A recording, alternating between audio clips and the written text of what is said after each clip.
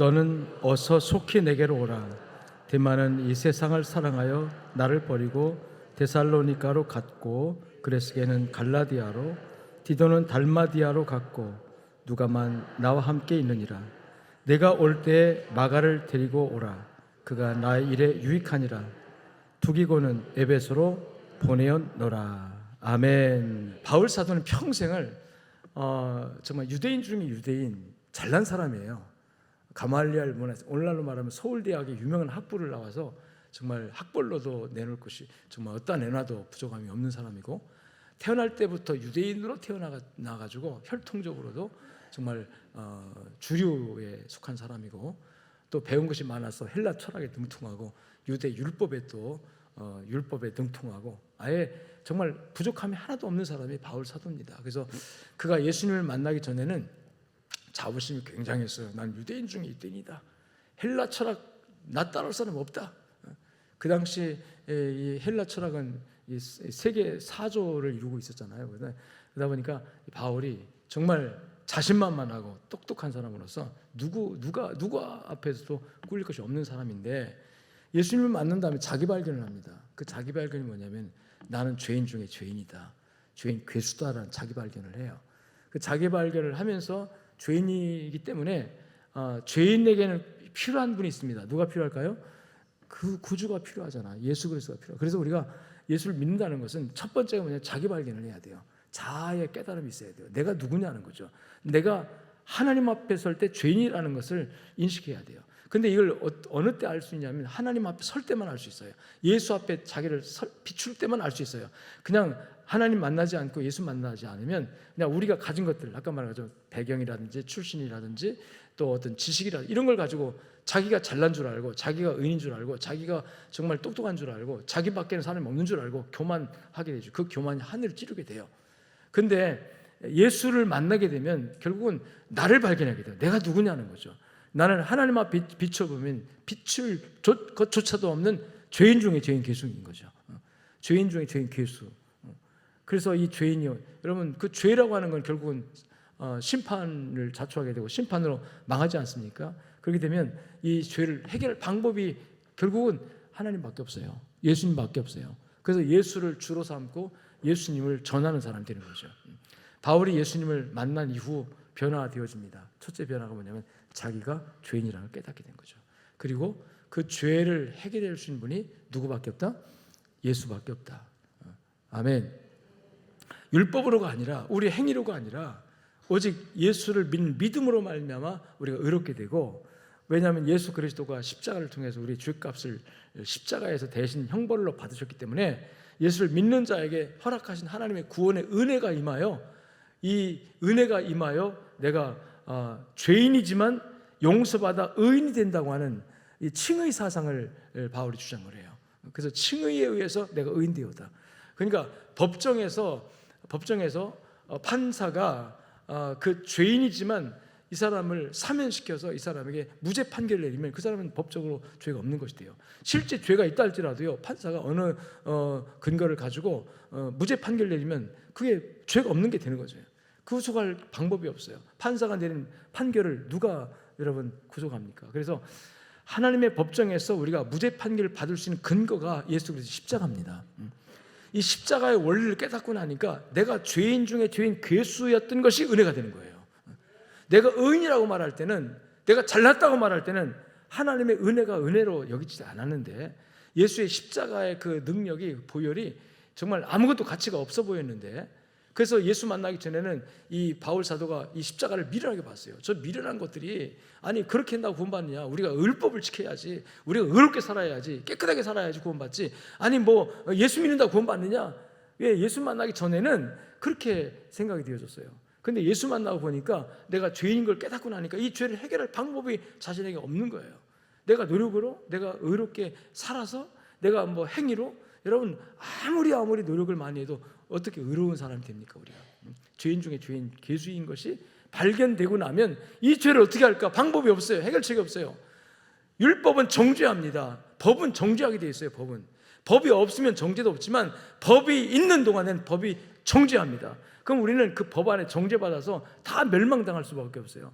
근데 바울 사도가 딱 예수님을 만나고 나니까, 하나님 만나고 나니까 자기를 발견되면서 내가 죄인 중에 죄인 괴수였다고 고백을 하게 되죠. 그리고 죄인 중에 가장 정말 형편없는 죄인이었다는 깨닫는 순간, 구원의 길이 예수로 말미암아 주어지는 그 순간에 하나님 은혜가 그렇게 더 컸던 거죠. 그래서 그 하나님 은혜가 너무너무 감격해서, 하나님 은혜가 너무너무 감사해서 내가 해결할 수 없는 이 나의 죄 문제를 예수 그리스도가 십자가를 통해서 해결해 주셨다. 하나님이 예수님의 십자가의 그 희생을 보시고 나를 용서라는 은혜의 정말 보좌에 나를 앉혀주셨다. 그래서 하나님이 죄인임에도 불구하고 예수님을 보고 나를 의롭다고 판단해 주셔서 너는 의로운 사람이다, 의인이다 라고 하나님이 선포해 주신 거예요. 선언해 주신 거예요. 재판정에서 하나님이 결정해 준 거예요. 하나님의 법정에서 칭의, 일컬을 칭자, 의로 의자입니다. 의롭다고 일컬어 준 거죠. 실제는 의롭지 않습니다. 죄인 중에 죄인 괴수예요. 근데 하나님이 뭐가 이뻐서 그런지 모르지만 너 의로운 사람이야 라고 하나님이 인정을 해주셨어요. 근데 그 근거 속에는 예수의 십자가가 있는 겁니다. 예수의 피가 있는 겁니다. 여러분 심령 속에 예수의 피가 흐르고 있다면 하나님의 법정에서 의롭다 판정 나는 거 믿으시기 축원합니다. 그렇게 이미 판정 났어요. 그래서 그 판결에 따라서 하나님의 성령이 우리에게 들어오셨고, 그 성령이 하나님의 판결을 나의 주관적 믿음으로 확정시켜 주셔서 여러분이 누가 뭐라고 해도 나 구원받은 사람이라고 주장할 수 있는 근거가 된 줄로 믿습니다. 이런 은혜를 바울 사도가 예수님 만나서 깨닫고 나니까 감격만 남은 거죠. 감사만 남은 거예요. 그래서 그 다음부터 그는 생애가 바뀝니다. 저는 자기 의의와 자기 실력과 자기 능력을 주장하면서 다른 사람 판단하고 비판하고 다른 사람 정죄하고 잡아 죽이고 감옥 보내고 막 그런 사람으로 살았지만, 이제는 내가 죄인인데 누구를 판단합니까? 내가 나를 보니까 죄인 중에 죄인 괴수인데 어떻게 남을 비판하고 남을 판단하고 남을 정죄합니까? 할 수가 없어요. 근데 또 내가 죄인일 뿐인데 그 죄 때문에 죽을 수밖에 없는데 하나님의 은혜를 베풀어서 예수의 십자가를 통해서 나를 구원하셨다네. 구원하셔서 나를 이제 너는 깨끗한 사람이다, 의인이다, 내가 다 용서했노라. 얼마나 감격합니까? 이 감격의 눈물을 흘리면서 바울 사도가 이제부터 주를 위해 살기로 작정하는 거예요. 할렐루야, 할렐루야. 그리스도인들은 십자가의 구속에 감격해서 주를 위해 살기로 작정한 사람들이에요. 나를 위해 사는 것이 아니에요. 그래서 내가 살든지 죽든지 주를 위해 살겠다고, 죽어 주를 위해 죽고 살아 주를 위해 살겠다고, 사나 죽으나 내가 누구 것이다? 주님의 것이다. 아멘. 이런 감격에 겨운 고백이 없이는 그리스도인이라고 말할 수가 없어요. 그냥 종교인이지, 교회 다니는 사람이지. 그냥 정말 예수님 만나서 예수님의 십자가의 은혜를 경험하고 그 은혜가 너무 감사해서 나 같은 죄인이, 형편없는 죄인이 정말 하나님 앞에나 사람 앞에나 내 스스로 양심에 비춰보나 정말 내놓을 것 없는 부족하고 연약하고 정말로 부끄러운 죄인인데 불구하고 죄인 중에 오죽하면 죄인 괴수라고 표현했겠습니까? 그런데 그런 죄인 괴수가 예수님을 만나고 예수님의 은혜를 받고 나니까, 하나님의 은혜를 받고 나니까 구원의 길이 열리고, 부족하고 연약한 것을 그대로 육신적으로 가지고 있음에도 불구하고, 그럼에도 불구하고 오라 나는 권고한 사람이다 라고 여러분 고백할 정도로 늘 갈등이 있고 늘 마음에 여러분 혼란이 있음에도 불구하고 하나님의 은혜 안에서 하나님의 자녀로서 하나님의 구원받은 축복의 백성으로서 이 믿음이 주어지는 상황 속에서 이 바울 사도는 감격의 눈물을 가지고, 그리고 주를 위해 살기로 작정했어요.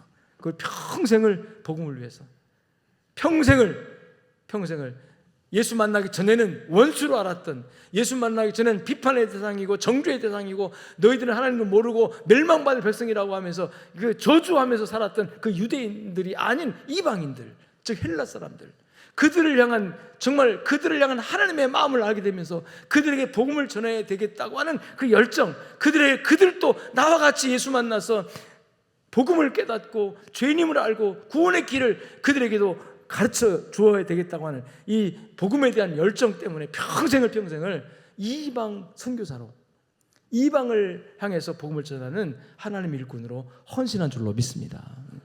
죽을 때까지. 마지막 로마 감옥에서 투옥돼 가지고 차디찬 찬바람이 있는 겨울이 다가오는 어느 겨울에 어느 날 바울 사도가 글을 써요. 그 쓴 글이 디모데 전서와 디모데 후서라고 하는, 소위 말하는 목회 서신이라고 하는, 그 수신자는 바울이 평소에 전도해 가지고 이제 예수 믿게 만들어서 자기의 뒤를 이어서 목회 사역을 감당하게 했던 믿음의 아들이라고도 부르고, 또 제자이기도 했던 디모데라고 하는 젊은 청년 목회자, 젊은 청년 사역자에게 이제 선배로서 또는 영적인 아버지로서 또는 스승으로서 어떻게 목회를 하고 어떻게 하나님의 이 사명을 감당해야 될지 아직 경험도 부족한 젊은 청년 목회자인 디모데에게 정말 자기 마음을 다해서 글을 써서 보낸 편지를 씁니다. 그것이 바로 디모데 전서와 디모데 후서예요. 오늘 본문에 디모데 후서 4장을 읽었는데 마지막 편지라고 볼 수가 있죠. 이 4장에서 바울이 자기 자신의 일생을 이렇게 뒤돌아보면서 내가 달려갈 길 다 달리고 믿음을 지키고 의의 선한 싸움 다 싸우고, 그러니까 자신이 예수님 만나서 은혜에 감격해서 정말 내 평생 죄인인 내가 하나님의 종으로 세워져서 평생을 내가 오직 주를 위해서 하나님을 살았다라는 그런 소회를 얘기합니다. 그래서 내가 이제 전제와 같이 벌써 내 인생 다 부어졌다, 다 눈물도 쏟고 피도 다 바쳐서 내 생애 전체를 다 하나님의 그 은혜에 감격한 감사에 의해서 주님의 제단에 다 바쳐졌다. 이제 나의 떠날 기약이 다가오는구나. 나의 떠날 기약이 얼마 남지 않아. 이 말은 뭐냐면 이제 내가 순교 제물이 될 때가 얼마 남지 않았다는 얘기죠. 내가 선한 싸움 다 싸우고 나의 달려갈 길을 마치고 믿음을 지켰으니 이제 나를 위해서 의로운 면류관이 준비될 것이다 하면서 이제 자기 마지막에 정말 글을 하나 남기는데, 그 글 내용 가운데 디모데에게 이 부탁하는 말이 있습니다. 이 부탁하는 말 가운데 자기의 평생의 사역을 쭉 돌아 예수님 만난 이후에 주를 위해서 은혜 감격해서 구원에 감사해서 주를 섬겼던 그 사역의 현장에서 자신과 함께 했던 사람들을 이렇게 열거하면서 마음을 표현하는 내용을 본문에 읽은 내용입니다. 거기 보면 평생에 바울 사도와 함께 했던 동역자들 가운데 4종류의 사람들이 소개가 돼요. 오늘 제가 이 4종류의 사람들을 우리 함께 나누면서 우리 교회가 지금 중직자를 세우고 일꾼을 세워가는 과정에 있고 또 절차에 있고, 그래서 우리가 하나님이 하신 일이 있지만 또 여러분들의 손을 통해서 또 투표를 통해서 하기 때문에 먼저는 이 절차가 공정하고 하나님 앞에서 정직하고 진실하게 진행되고 있다는 것을 말씀드리고, 이 모든 절차에 하나님의 역사가 함께해서 그 결과에 있어서 하나님 뜻이 이루어질 것을 저는 확신하면서 오늘 여러분들이 그래도 하나님 직접 지명해서 세우는 게 아니라 우리 성도들을 통해서 여러분들의 마음을 통해서 이렇게 중지를 모아서 투표하는 방식을 통해서 세워가기 때문에 여러분이 결정이 되기 전까지는 여러분이 다 생각하고 또 판단할 수 있는 권한이 있기 때문에 그 판단과 생각을 도와주기 위해서 어떤 사람을 정말 하나님의 교회에 일꾼으로 세워야 되는가를 바울에게 있어서 바울과 함께 했던 사람들 중에서 어떤 사람을 모델로 삼아서 우리가 사람을 세워야 될까라는 부분에 있어서 함께 말씀 나누려고 오늘 이 말씀을 택했습니다. 그래서 바울이 말하는 자기 사역에 있어 4종류의 4부류의 사람들이라는 제목으로 함께 말씀 나눌 텐데요. 첫째로 나타나는 사람이 한번 따라합시다. 나를 버리고 떠나간 사람. 두 번째는 끝까지 나와 함께 있는 사람. 세 번째는 나의 일에 유익한 사람. 네 번째는 나에게 해로운 사람. 제가 4부류의 사람들을 얘기했는데 여러분 들으면서 공통점을 하나 발견했습니까? 무엇이 공통점일까요? 첫 번째 뭐라고 그랬어요? 나를 버리고 떠나간 사람. 두 번째 끝까지 나와 함께 있는 사람. 세 번째 나의 일에 유익한 사람. 네 번째 나에게 해를 입힌 사람. 자, 공통점을 발견했습니까? 나에게. 한번 따라합시다. 나에게. 저는 이 말씀을 원고에는 그런 원고 4장을 써봤는데요. 원고에는 그런 말이 없어요. 근데 아침에 잠깐 이 말씀을 묵상하다가 이 말씀 깨달아서 이 말씀을 짚고 넘어가야 되겠다 이 말씀을 했는데요. 바울 사도가 4종류 자신과 함께 있던 동역자들을 얘기하면서 꼭 형용사를 붙인 것이 따라합시다. 나에게. 그 나가 누굽니까? 바울 자신입니다. 바울이 누굽니까? 사역자예요. 바울이 평소에 예수 만나서 이 복음을 저 유대인에게뿐만 아니라 이방인에게 전하게 됐다는 열정으로 은혜에 감격해서 은혜에 보답하는 것으로 자기 평생에 목숨을 바쳐서 달려갈 길 다 달리도록 정말 믿음을 지키면서 선한 싸움 싸우면서 갔어요. 그 과정에서 이러한 사람들이 있었는데 하면서 얘기하는 중에 꼭 공통점으로 얘기하는 것이 바로 나에게라는 얘기를 하고 있다. 나에게. 이건 뭐냐면 사람은 관계라는 거죠. 사람 관계인데 바울 사도가 지금 말하고 있는 것은 하나님 일을 하는 과정에서 바울이 누가 있었고 어떤 사람이 있었고 누가 어떤 일을 했고 이렇게 얘기하고 있는데 그 전부가 누구와 연관시키고 있다? 자기 자신과 연관시키고 있다. 그러니까 이거는 바울 개인의 일이 아니었습니다. 하나님의 사역이었는데 하나님의 사역에 있어서 바울 사도가 인식하고 있는 것이 나와 관계다 이렇게 하고 있었죠. 그러고 생각해 보니까 정말로 그게 맞는 얘기가 뭐냐면 교회 다니다가 상처받고 교회 떠나간 사람들 대부분이요 인간관계 때문에 그래요. 예수님이 나빠서 하나님이 나빠서 교회를 떠나간 것이 아니고 상처받고 믿음을 버린 것이 아니라 다 누구와의 관계? 사랑과의 관계예요. 사랑과의 관계. 그리고 그 사랑과의 관계 중에 가장 중요한 것이 중직자의 관계입니다. 그 장로 때문에 나는 상처받았어. 뭐 권사 때문에 상처받았어. 권사가 왜 그래? 장로가 그래. 이렇게 중직자. 그리고 그 중직자 중에 가장 또 중요한 것이 뭐냐면 목회자예요. 그래서 한국교회 목회자 때문에 상처받은 사람이 더 많습니다. 이제 부끄러운 얘기지만 그래서 목회자가 중요한 위치에 있는 거죠. 바울 사도가 지금 말하고 있는 거예요. 지금 그들은 모두가 나와 관계된 사람들이다. 그들이 다 하나님 일을 한 사람들이지만 교회 일을 한 사람들이지만 이 얘기를 할 때 좋은 사람이든 좋은 영향을 끼친 사람이든 나쁜 영향을 끼친 사람은 전부 다 나에게 나라고 지금 얘기하는 거죠. 나의. 그래서 나와의 그 어떤 관계를 지금 얘기하고 있는 거다. 여러분 신앙생활에서 굉장히 중요한 것이 바로 목사와의 관계다 하는 거죠. 혹시 우리 양정교회 담임 목사는 박진 목사인데 박진 목사와 감정으로 얽혔거나 이해관계 얽혔거나 뭐 이래가지고 도저히 설교도 못 듣겠고 신앙생활 못 해가지고 그러시는 분은 우리 교회에 있는 것이 좀 불편할 거예요. 어떻게 해야 될까요? 교회 떠나면 되지 뭐. 근데 그건 해결 방법이 아닙니다. 그런 해결 방법이 아니고 따라합시다. 관계를 풀어야 합니다. 아멘. 의도하든 안 했든 간에 이 관계가 얽히면은 그래서 예수님께서 너희가 예배 중에 제물을 제단에 드리다가 형제를 원망할 일이 있거든 이게 아니에요. 원망할 일이 있거든이 아니라 따라합시다. 원망 들을 만한 일이 있거든. 이 말은요 내가 잘못 안 했어도 무슨 오해 때문에 원망 들을 일이 있어요 없어요? 나는 아닌데 나는 그렇지 않았는데 저 사람이 뭔가 오해를 했어. 그래가지고 나를 계속 욕하고 비난하고 그래요. 그런 얘기가 들리면 마음 불편하죠. 나는 아닌데 내 마음은 안 그런데 왜 그러지? 왜 나를 이렇게 오해하지? 그러면 그건 내 책임 아니야. 그 사람 뭐 오해 자유롭게 하는데 뭐 내가 뭐 난 상관없어. 그게 아니라 그럴 리 있더라도 먼저 누가 손 내밀어라? 내 잘못 없는 내가 먼저 손 내밀고 그 관계를 회복하라는 얘기예요. 하나님이 이 관계를 그렇게 중요하게 생각한다는 거죠. 그래서 여러분 목회자와 관계가 꼬이거나 목회자와 관계가 얽혀버리면은 은혜가 안 돼요. 은혜가 안 돼요. 설교를 천사처럼 해도 뭐라는지 압니까? 너나 잘해라 그러지. 혹시 우리 교회 성도들 중에 그런 분이 있는지 모르겠습니다. 열심히 저는 막 그냥 정말 하나님의 말씀을 대언하는 입장에서 막 열심히 하는데 뒤에서 너나 잘해라. 목사님 당신이나 잘하셔. 그런 분이 혹시 있다면 제가 회개합니다. 용서해 주세요. 혹시 그런 마음을 한 번이라도 먹은 적이 있다면 정말 하나님 앞에 제가 회개합니다. 제 부족함이고 연약함 때문에 그런 거니까. 누구를 원망하겠습니까? 그런 문제가 있다면 정말 신앙이 안 됩니다. 신앙생활 못해요 그러면. 은혜가 안 되니까. 목회자의 영향력이 성도들에게 있어서 100%입니다. 그 목사가 어떠냐에 따라서 교회가 어떠냐가 되는 거고 그 목사가 어떤 사람이냐에 따라서 성도들의 성향이 바뀌어지는 거거든요.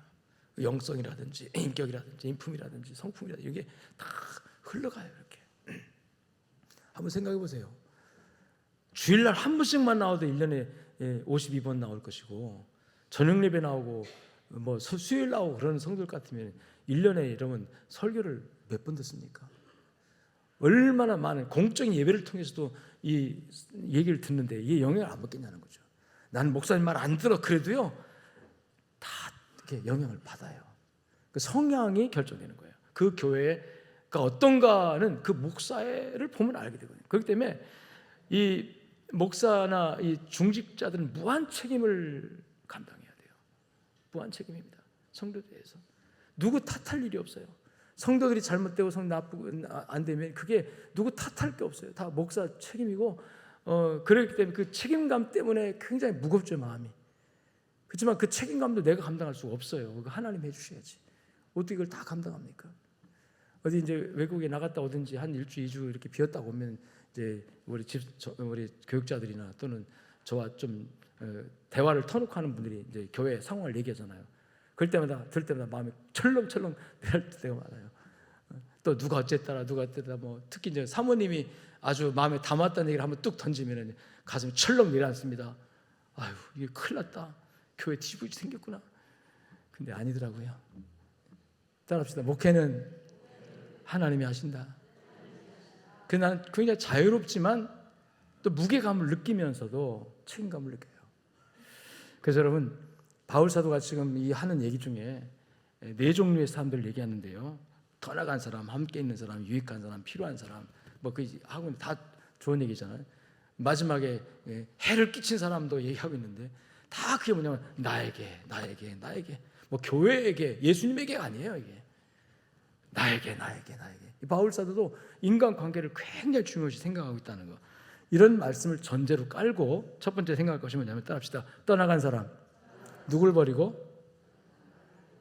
우리 민요의 나를 버리고 가시는 님은 노래도 있는데, 이 대마가 성경을 보니까 바울이 가슴이 아파서 한 얘기가, 그는 세상을 사랑하여 나를 버리고, 그러니까 그냥 세상을 사랑해서 갔다 게 아니라 나를 버리고 갔다. 이 말은 지금 뭔가 배신감을 느끼고 있다는 거잖아요. 그런데 원래 이 대마는 바울의 동역자였습니다. 바울과 함께 일했던 사람이에요. 왜냐하면 성경에도 이미 골로새서 4장 14절에 누가와 더불어 충실한 바울의 정말 조수와 같이 측근으로 일했던 사람이, 사랑을 받는 의원 누가와 또 데마가 너에게 문안한다. 데마가, 그러니까 정말 사랑받는 의원 누가와 데마, 이렇게 설명하고 있잖아요. 뿐만 아니라 빌레몬서 1장 24절에도 보니까 나의 동역자라고 표현하면서 아리스타고 데마, 여기 데마가 나와요. 데마, 누가는 항상 같이 갔던 사람이죠. 그러니까 이 정말 바울의 오른편 왼편에서 함께 동역했던 이 데마가 바울 사도가 지금 마지막 정말 순교의 날 얼마 남지 않고 로마 감옥에 갇혀 있을 때 마음이 변심한 거예요. 변심해서 세상을 사랑하여, 따라합시다. 나를 버리고, 그냥 나를 버리고 갔다면 덜 서운했을지 몰라요. 내가 연약해서인가 보다, 내가 부족해서인가 보다, 그렇게 생각할 수 있겠는데, 이 대만은 이미 세상의 유혹을 받은 거예요. 세상을 그래서 여러분, 중직자를 뽑을 때 누굴 뽑을까 고민하는데요. 여러분, 세상 사랑하는 사람 뽑으면 교회가 어려움을 당합니다. 세상 사랑하는 사람, 세상 좋아하는 사람, 세상의 모임 좋아하는 사람, 교회 모임은 이거는 그냥 2차고, 세상 모임, 뭐 친구, 개, 뭐 동료, 뭐 어디 뭐 친목회 이런 거 좋아가지고 막 그냥 연일 지켜놓고 주일날도 그게 먼저 우선 쫓아가는 사람, 그런 사람이 중직자가 되면 큰일 납니다. 따라합시다. 주님을 사랑하는 사람. 바울의 얘기대로 말하면 목사를 사랑하는 사람을 뽑아야 돼요. 아멘. 아무도 안 하죠. 아멘. 목사를 사랑하는 사람을 뽑아야 그 사람의 교회를 충성합니다. 아멘. 목사를 반대하는 사람을 뽑으면요, 교회 충성 안 합니다. 희한해요. 충성 안 합니다. 언제나 비토만 해요. 언제나 반대만 해요. 그러다 보면 교회가 어지러워져요. 교회는 예수님을 중심으로, 예수님이 세운 목회자를 중심으로 하나 되는 것이 교회의 아름다운 모습이에요. 그런데 이게 자꾸 분란이 생겨지게 되는 이유가 뭐냐면, 목사와 관계가 문제가 생길 때 그렇게 되는 거거든요. 그래서 오늘 데마가 세상을 사랑하여 바울을 버리고 갔다라고 말할 때, 여러분, 어떤 사람을 우리가 정말 중직자로 세워야 될까? 여러분들 고민이 깊어지기를 축원합니다. 두 번째, 따라합시다. 끝까지 함께한 사람. 디모데후서 4장 11절에 보니까 누가만, 이 만자가 붙어 있어요. 오직이란 뜻이죠. 다 떠나갔다. 다 정말 외롭고 쓸쓸한 노년에 이제 이 바울 사도의 그 순교를 얼마 남지 않은 그는 백발 노인이죠. 로마 감옥에, 쓸쓸한 감옥에서, 찬바람 나이는 그 어두컴컴한 감옥에서 홀로 있는 이 갇힌 바울을 두고 다 떠나갔다는 거죠. 근데 누가만 함께 있느니라.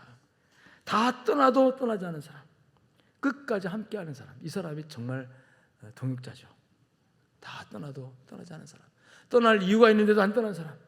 언젠가 제가 어느 세미나에 갔더니 한 20명의 그 청중들이 모여 있더라고요. 목사님들 세미나인데, 그리고 강사님이 나와서 어떤 강의를 하는데 좀 특이한 강의를 했어요. 대부분의 청중들이 듣기 싫어하는 그런 어떤 강의 주제가, 이슈가 그랬어요. 근데 중간에 사람들이 막 일어나고 나가더라고요. 어떤 사람은 뭐야 이거 그러면서 나가는 사람도 있고, 뭐 듣기 싫다는 거죠. 다 떠나요. 한 사람 나가, 두 사람 나가, 또 한두 사람 나가니까 또 우 나가더라고요. 한 20명 있는 데서 다 나가버리면 그 강사님 어떻게 합니까? 할 수 있어요, 못해요? 그게 주최 측임 안절부절하고 지금 뭐 눈치하고 좀 가만히 있으라고도 하고, 근데도 뭐 우 다 나가요. 몇 사람까지 남은지 아십니까? 딱 두 사람 남았어요. 두 사람 중에 한 사람은 저예요. 고민되더라고요. 나도 나갈까? 나도 나가면 어떻게 되지? 그래서 옆에 사람 앉아서 딱 보니까 제가 아는 사람이에요. 그 사람도 지금 들썩해요. 나가려고 말라고. 그 내가 눈치 안 채게 좀 가만히 있어. 같이 있자. 제 그때 마음은 이거였어요. 나라도 있어줘야지. 좋아서가 아니라, 듣기 좋아서가 아니라 대접하는 차원에서 나라도 있어줘야 저 강사가 책면에 설 거 아니냐. 다 나가버리면 이건 말이 아니잖아요. 그 한두 사람도 있어야 그래도 자기 역할을 하게 될 거 아닙니까? 그래서 나도 마음에 안 들지만 그래도 있어주자, 들어주자.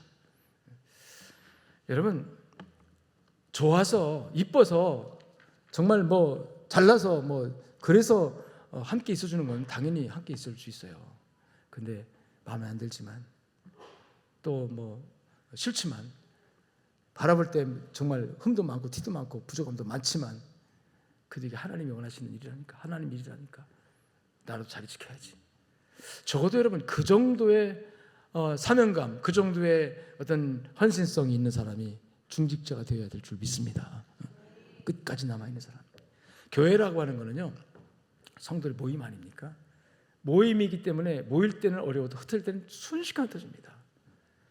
순식간에 흩어질 때 이 교회에 무슨 문제가 생겨서, 목사에게 무슨 흠집이 생겨서 뭔가 쫙 사람들이 막 빠져나가고 흩어질 때, 그때 교회 기둥 부러졌고 강대상 엎드려서 주여 하나님, 피주고 값주고 사신 주님의 교회 아닙니까? 이 교회가 하나님 이렇게 무너지고 있습니다.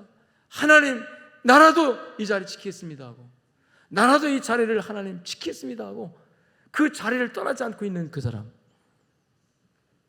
하나님 그 사람 대단히 이뻐하실 것 같아요. 기뻐하실 겁니다.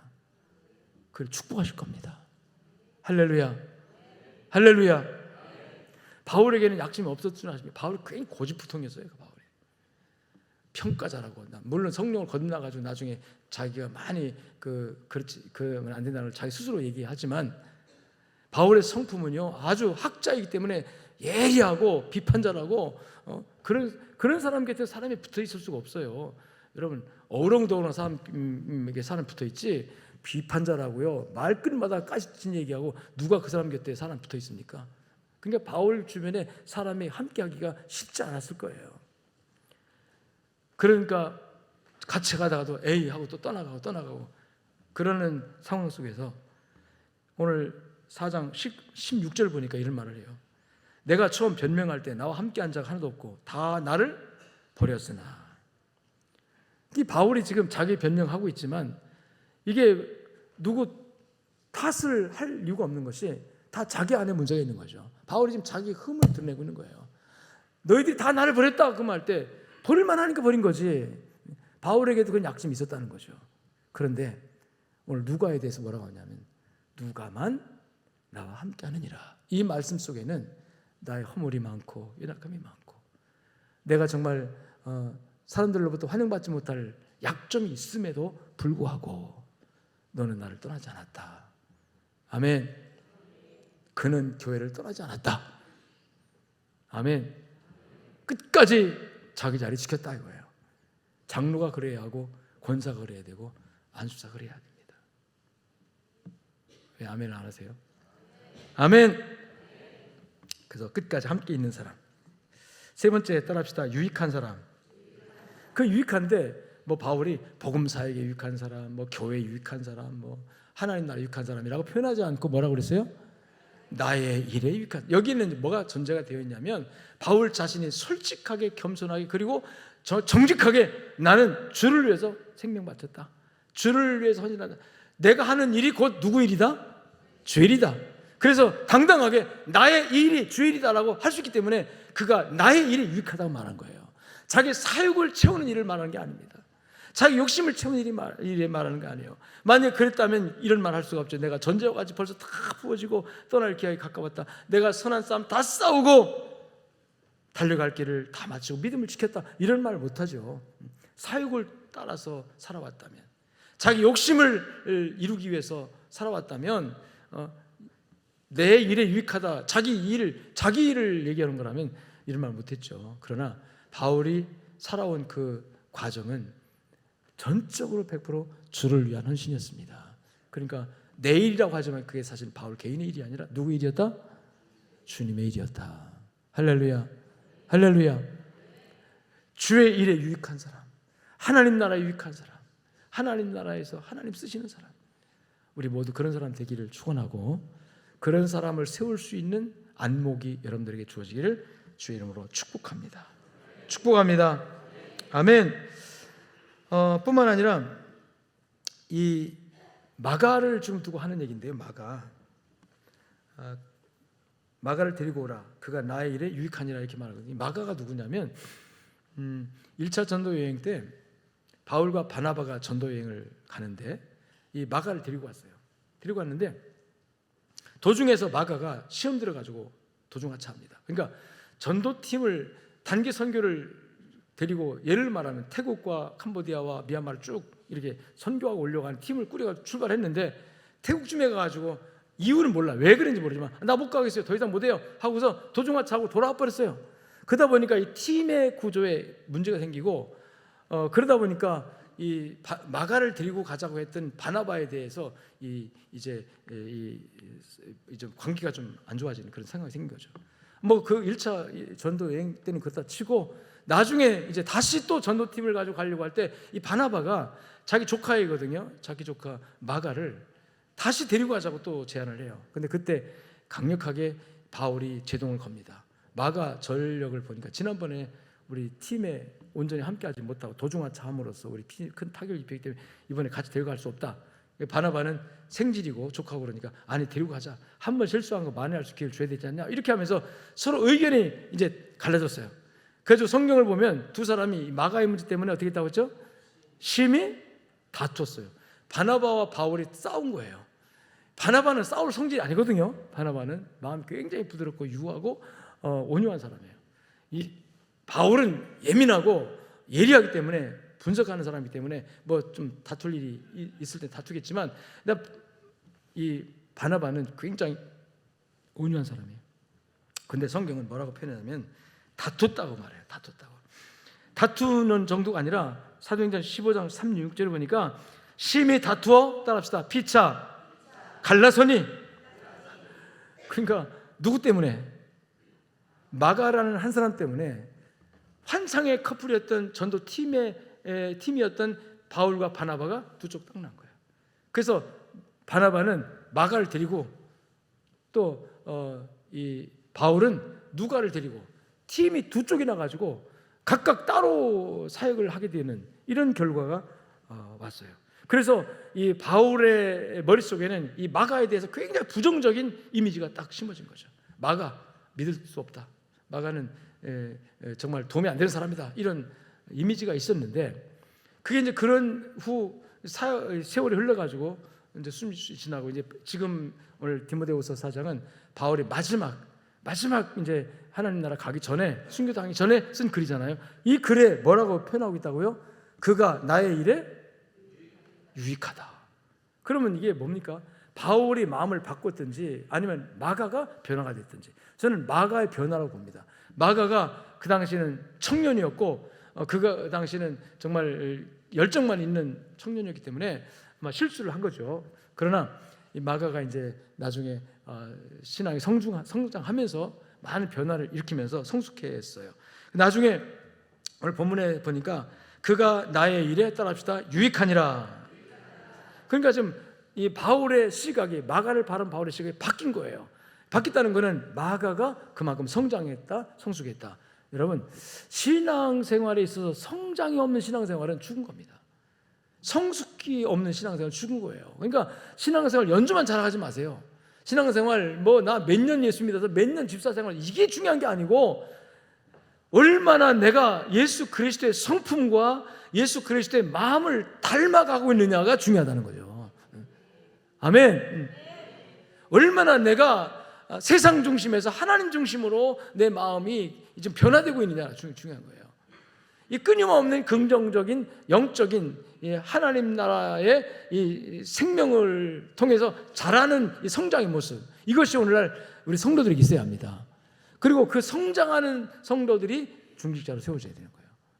목사도 성장해야 되고 모두가 성장해야 합니다. 근데 한국의 병폐가 뭐냐면 한 번 장로 딱 되면 성장을 안 해요. 한 번 안수 딱 되면 성장을 안 해. 한 번 목사 딱 되면 그 다음에 성장을 안 해. 다 된 것처럼. 겸손이 없어요. 배우려고 하질 않아요. 목사들이 앞에 설교하기가 얼마나 어려운지 아십니까? 내가 다 아는데 이렇게. 장로들 앞에 설교 얼마나 잘 아십니까? 안 들어요. 배우려고 안 해요. 오래된 교인들 앞에서 설교하기 힘들어요. 오히려 초신자들은 막 사모해요. 초신자들 막 아멘 그래요. 꿈쩍도 안 하는, 이 성장이 없는, 성숙이 없는 죽은 믿음, 죽은 것 같은, 썩은 고목나무 같은, 싹도 나지 않는 그런 썩은 고목나무 같은 그런 믿음나무 하나님 어디다 쓰겠습니까? 이 마가는 아마 한 번 실수를 거울 삼아서 그 실수를 만회하려고 얼마나 노력을 많이 했을까요? 내가 이제는 실수 안 하겠다. 기도도 많이 했을 것이고 노력도 많이 했을 것이고, 그러다 보니까 인격적으로 신앙적으로 잘하고 바울사도 딱 보고 이제는 쓸만하네. 그가 꼭 필요한 사람이야. 그를 데리고 오라. 디모데야, 네가 올 때 그 마가를 데리고 오라. 그가 나의 일에 따라합시다 유익하니라. 아멘. 우리 장로님들, 권사님들, 중직자들, 안수자님들, 나에게는 신앙의 성숙이 있는가? 성장 과정이 있는가? 끊임없이 자라나야 됩니다. 끊임없이 성장해야 됩니다. 아멘. 마지막으로 따라합시다. 해를 입힌 사람. 14절 말씀에 부문을 읽진 않았는데 14절에 보니 구리세공업자 알렉산더가 내게 해를 많이 입혔음에. 해를 많이 입혔다. 누구에게? 교회에게 해를 많이 입혔다라고 하지 않고 나에게 해를 많이 입혔다 그랬어요. 나에게. 목사에게 해를 많이 입혔다. 뭘로 해를 입혔는지는 설명이 나오지 않는데 그 다음에 15절에 보니까 너도 그를 주의하라. 디모데야, 너도 그를 주의하라. 그 사람 지금도 안 변했다. 그 사람 똑같다. 나에게 해를 많이 입히고 너에게도 그럴 수 있다. 그러면서 이 힌트를 하나 주는데 그가 우리 말을 심히 대적하였느니라. 이 말을 대적하면 거역입니다. 말끝마다 반대하고 말끝마다 여러분 반대 주장하고, 특히 복음 전할 때 반대하고, 말끝마다 그런 사람이 있어요. 목사님 그거 아닌데요, 이런 사람도 있고, 말끝마다 부정적인 자꾸 입장을 내세우는 사람이에요. 이게 바울이 지금 가슴이 맺혀 있던 거죠. 디모데야, 그 알렉산더 조심해라. 그가 나에게 해를 많이 끼쳤어. 너도 그를 조심해라. 그러면서 하나 단서를 붙인 게 뭐냐면, 단서가 아니라 말씀한 게 뭐냐면, 주께서 뭐라고 그랬어요? 주께서 행한 대로 갚으시리라. 내가 갚는다고 하지 않았습니다. 나는 그를 용서했다는 거죠. 그 관계하지 않겠다, 그냥 내버려 둔다, 그런 뜻이겠죠. 근데 하나님은 아실 거다. 그러니까 우리가 내가 미워하거나 내가 원수 갚아야 될 부분도 우리가 하면 안 됩니다. 누가 해야 되죠? 하나님께 맡기면 돼요. 미운 것은 하나님께 맡기고 하나님이 알아서 해줄 거예요. 하나님이 원수 갚아줄 거다. 내가 밉다고 내가 욕하고 내가 정죄하고 내가 비난할 필요 없다. 그러나 우리 조심을 하자. 하나님이 그의 행한 대로 갚아주시리라. 아멘. 하나님은요, 불꽃 같은 눈동자로 우리를 판단하고 계시기 때문에, 정말 우리 마음 중심을 아시기 때문에 겉으로 나타난 것뿐만 아니라 중심의 동기 원인을 아시기 때문에 그 동기 원인 속에서 바울 사도가 지금 나에게 해를 많이 끼쳤다고 지금 말하고 있잖아요. 의도적으로 그랬다는 거예요. 의도적으로 반대했다는 거예요. 그렇기 때문에 주께서 행한 대로 갚을 것이다 라고 말하고 있죠. 자, 이런 사람을 세우면 안 되겠죠. 아멘. 스스로 그런 사람 되면 안 되겠죠. 우리는 답을 합니다. 안 된다는 거 압니다. 근데도 나도 모르게 이런 유혹을 받을 때가 많아요. 인간적인 감정에 어울려서. 여러분, 우리 중절 세우는 일에, 또 내가 그런 일에 세워질 때 정말 하나님 보실 때 정말 아름답고 하나님 볼 때 정말 쓰시기 합당한 하나님의 귀한 일꾼들로 세워지고 그런 사람을 세울 수 있는 기회가, 또 그런 안목이 우리에게 주어지게 되기를 주님 축원하고, 하나님이 기뻐하시는 사람이 되어지면 이 해를 끼친 사람에게도 그대로 갚는데, 하나님을 위해서 헌신하고 하나님을 위해서 정말 충성한 사람들에게 왜 안 갚아주겠어요? 그대로 행한 대로 복으로 갚아주십니다. 하나님 은혜가 여러분들 있기를 주님 축원합니다. 하나님 감사합니다. 말씀 붙들고 살기 원합니다. 성령을 함께 해주시고, 오늘 정말 바울 사도 곁에 있던 네 종류의 사람들 중에 정말 하나님 기뻐하시는, 하나님 원하시는 인물들이 우리가 되어지도록 은혜 베풀어 주옵소서. 감사하며 예수님 이름으로 기도 올리옵나이다. 아멘. 이제는 살아계신 우리 주 예수 그리스도의 은혜와 하나님 아버지의 무한하시고 극진하신 사랑과 성령님의 위로, 교통, 충만 역사하심이 말씀을 붙들고 나아가는 모든 주의 백성들 위해 저들의 가정과 삶 현장 속에 이제로부터 영원토록 함께 있을지어다. 아멘.